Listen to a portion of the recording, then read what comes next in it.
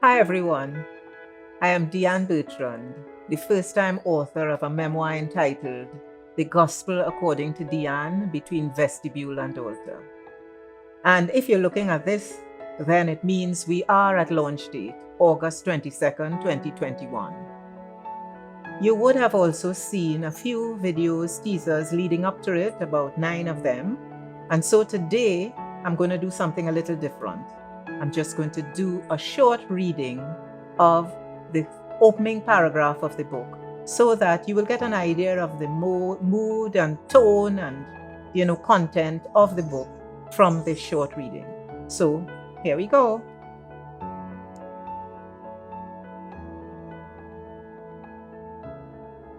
And the first chapter is called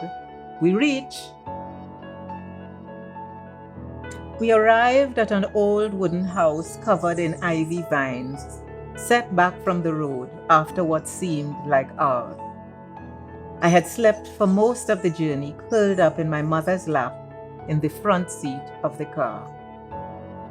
Daddy cut the engine and the sudden silence roused me from sleep. He had already parked the car in the driveway between two of the tallest trees I had ever seen, palmy palms, two in a line of similar trees that ran alongside the road on the front perimeter of the property, from the house to the school next door. Upon setting her eyes on the exterior of the house, my mother commented, half to herself, half in Daddy's direction, "These vines have to go." Then she busied herself offloading the car and exploring our new home. Although at the time appearing huge to me, the house was very small for our 10-member family. It consisted of 9 rooms in one building and a separate building off to the side designed to serve as an outdoor kitchen. The main building housed 3 bedrooms: my parents' room, in which I also slept in my crib, the girls' room, which held the other 6 girls, and my brother's room located off the gallery in the front of the house. The other rooms were the kitchen and outdoor toilet and the living dining rooms housed in one large room at the entrance of the house. Daddy's small office sat opposite Junior's room on the other side of the gallery. A cold water shower stood in a separate building next to the outdoor kitchen and in front of a standalone outdoor toilet with full plumbing facilities. The house was an entirely wooden structure, resting on concrete pillars, styled in an old French plantation design with fretwork embellishments and tall jalousie doors. The land on which it stood sloped sharply off to the back, so that the front of the house was low on the ground, while the back was very high. Below the house were rabbit hutches, chicken coops, and sleeping quarters for Maylene and Suli, our 2 Saanen goats, which gave us many kids over several years. It was also where the household's younger children played our childhood games, using some abandoned steps below the house as an amphitheater for concert performances. Very early in our move into the new home, Mommy chose not to use the outdoor kitchen, although that significantly decreased the family's living space in the main house.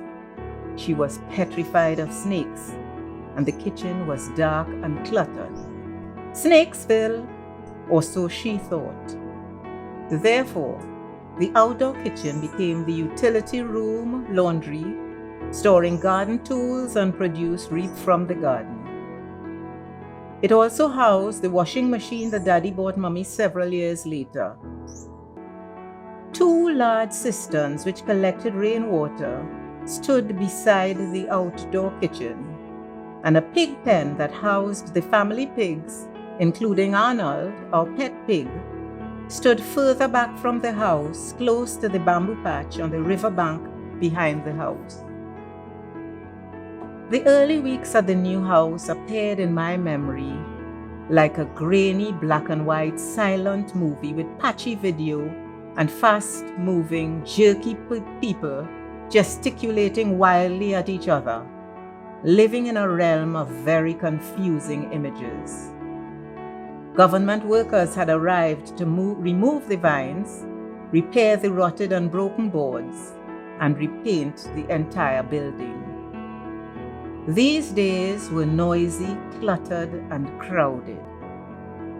The men appeared to stay at the house for a very long time, but in reality, their stay was only 4 to 5 days.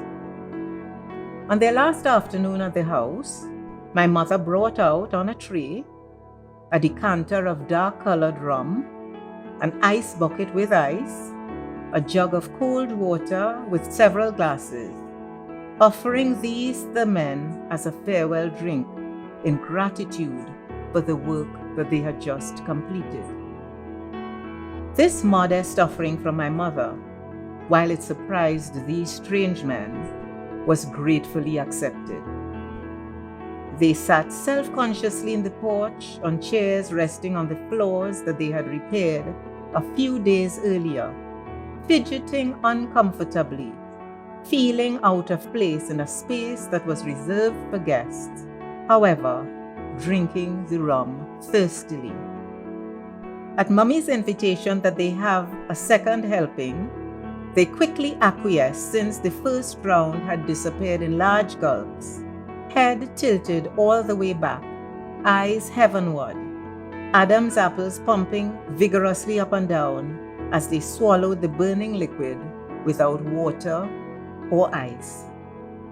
They approached the second round slower, adding ice and water, interspersing their restrained sips with stilted conversation. They deferred to their foreman to fill in the blanks during the long drawn-out silences, making feeble attempts at conversations with my mother. She, sensing their discomfort, filled the silences with compliments about their skill and the speed at which they had completed the work.